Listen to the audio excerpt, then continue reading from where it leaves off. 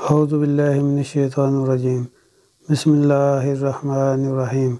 قرآن و حدیث کی روشنی میں اسلامی تاریخ۔ غار ثور سے حضور صلی اللہ علیہ وآلہ وسلم کی روانگی۔ رسول اللہ صلی اللہ علیہ وآلہ وسلم ہجرت کے دوران غار ثور میں جمعہ، سنیچر و اتوار 3 دن رہے۔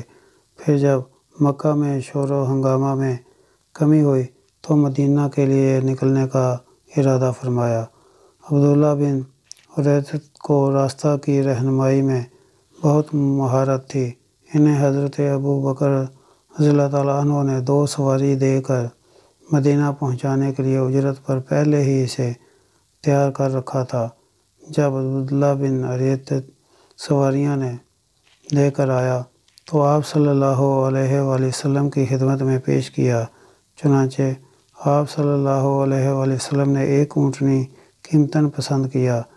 اس طرح حضور صلی اللہ علیہ وآلہ وسلم، حضرت ابو بکر رضی اللہ تعالیٰ عنہ، عامر بن فہیرہ اور عبداللہ بن عریدت مدینہ کی طرف نکل پڑے۔ ان حضرات نے عام راستے کو چھوڑ کر ساحلی راستہ اختیار کیا۔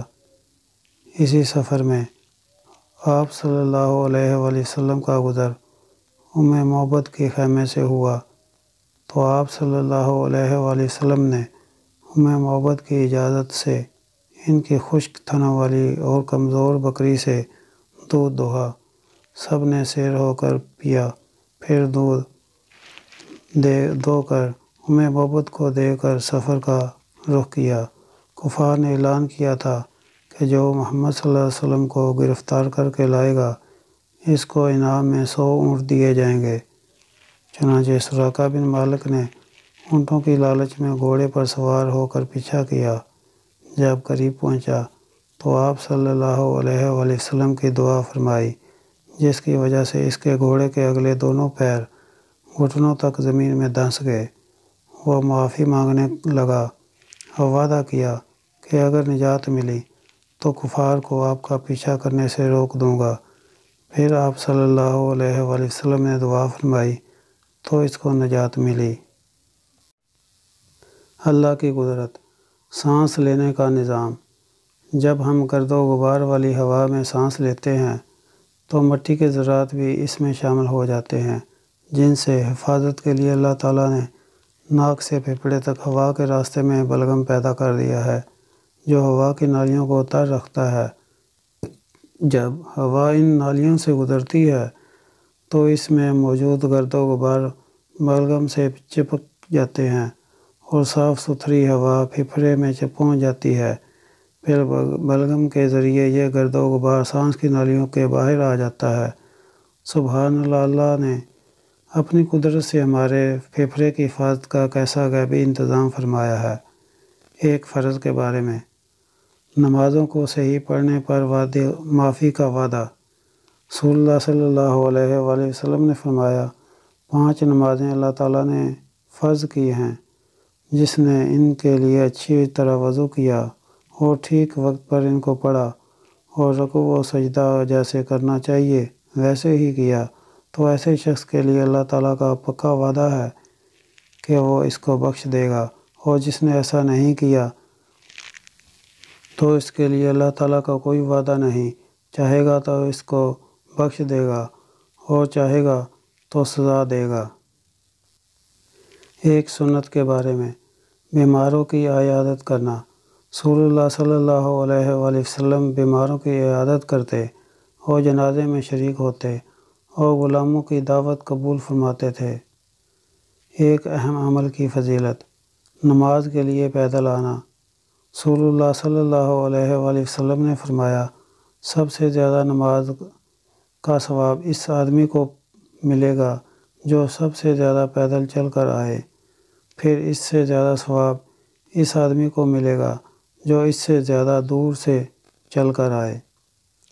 ایک گناہ کے بارے میں، مسجد میں دنیا کی باتیں کرنا۔ رسول اللہ صلی اللہ علیہ وآلہ وسلم نے فرمایا، ایک زمانہ ایسا آئے گا کہ لوگ مسجد میں حلقے لگا کر دنیاوی باتیں کریں گے۔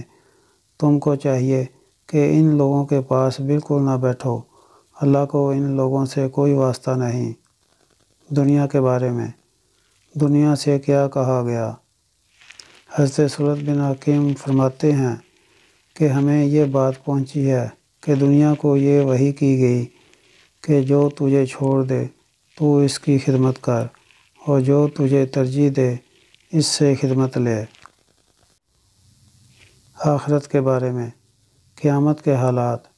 قرآن میں اللہ تعالیٰ فرماتا ہے جب سورج بے نور ہو جائے گا اور ستارے ٹوٹ کر گر پڑیں گے، اور جب پہاڑ چلا دیے جائیں گے، اور جب 10 ماہ کی گابن اونٹنیاں قیمتی ہونے کے باوجود آزاد چھوڑ دی جائیں گی، اور جب جنگلی جانور جمع ہو جائیں گے، اور جب دریا بھڑکا دیے جائیں گے تو کیا ہوگا؟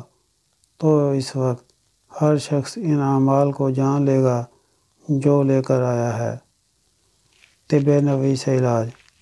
بچھنا کے ذریعے درد کا علاج۔ حضرت ابن عباس رضی اللہ تعالیٰ عنہ بیان کرتے ہیں کہ رسول اللہ صلی اللہ علیہ وآلہ وسلم نے احرام کی حالت میں درد کی وجہ سے سر میں پچھنا لگوایا۔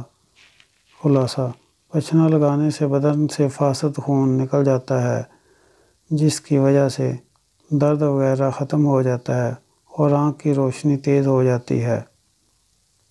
قرآن کی نصیحت۔ قرآن میں اللہ تعالیٰ فرماتا ہے تم اللہ اور اس کے رسول کی اطاعت کرو اور آپس میں جھگڑا نہ کرو، ورنہ تم بزدل ہو جاؤ گے اور دشمن کے مقابلے میں تمہاری ہوا اکھڑ جائے گی، اور مصیبت کے وقت صبر کرو، بے شک اللہ تعالیٰ صبر کرنے والوں کے ساتھ ہے۔ اللہ تعالیٰ ہمیں نیک اعمال کرنے کی توفیق عطا فرمائے، آمین۔